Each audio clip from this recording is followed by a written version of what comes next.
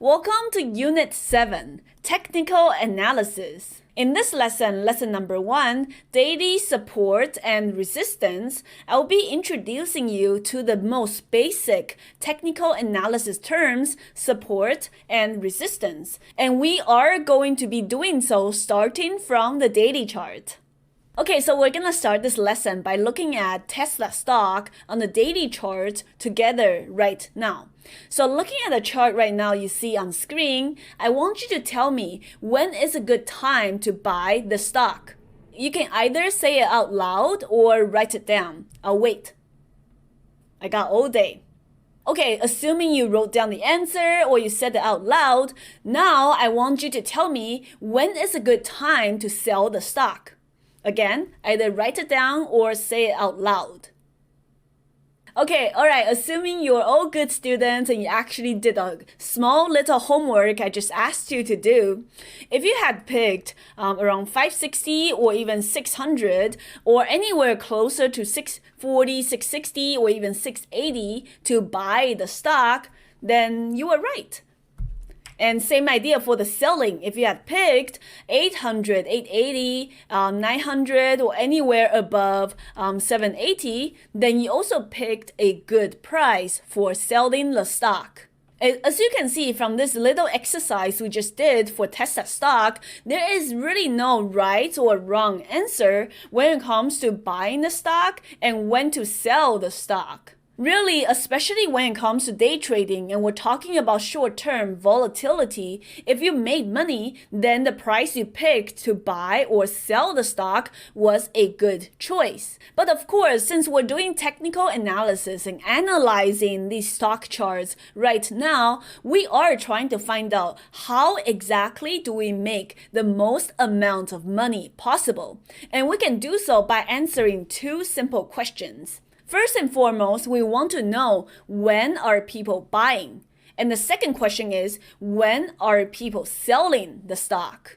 So those are the two questions candlestick charts like these can answer for us, day traders. The best price to buy the stock and the best prices to sell the stock. Does that mean it will always happen the same way? No, of course not, or else it'll be raining Lamborghini monies every single day. But what this chart can tell us are the historical prices and the trends and the patterns that have worked in the past that can help us make educated decisions when it comes to buying and selling. So these prices we just talked about, where a good price to buy Tesla stock is around $560 or $600, that is what we call support. And the prices that would be ideal to sell the stock around $780 or $880 and $900, that's what we call resistance. Let's dive into support and resistance a little bit further now, and this is perhaps the most important part of technical analysis. What are support and resistance levels? Support, these are price levels where buyers have come in the past to buy the stock. So in our example for Tesla stock, it was $560 and $600. As for resistance, these are price levels where the sellers decided to sell their stock in the past. So for Tesla stock, that would be around $900 or even $880. And when it comes to analyzing support and resistance, or again, prices where people are buying and selling the stock, it's important to always start from the daily chart. This is going to be a concept you'll hear me repeat time and again later on in the units. You're gonna get so bored and so sick of me saying this, but again, it's important, so that's why I keep on repeating them. And the reason it's because we always want to start from the daily chart because they show where the big money has had impact. That's where we see the big money are buying the stock or selling the stock.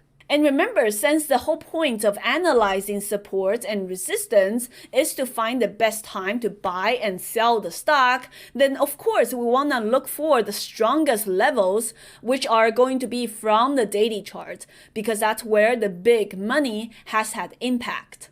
So this lesson, lesson number 1, is all about introduction to support and resistance from the daily chart. In the next lesson, lesson number 2, we're actually going to start drawing these levels on the daily chart. And I will show you guys the step-by-step process of doing so.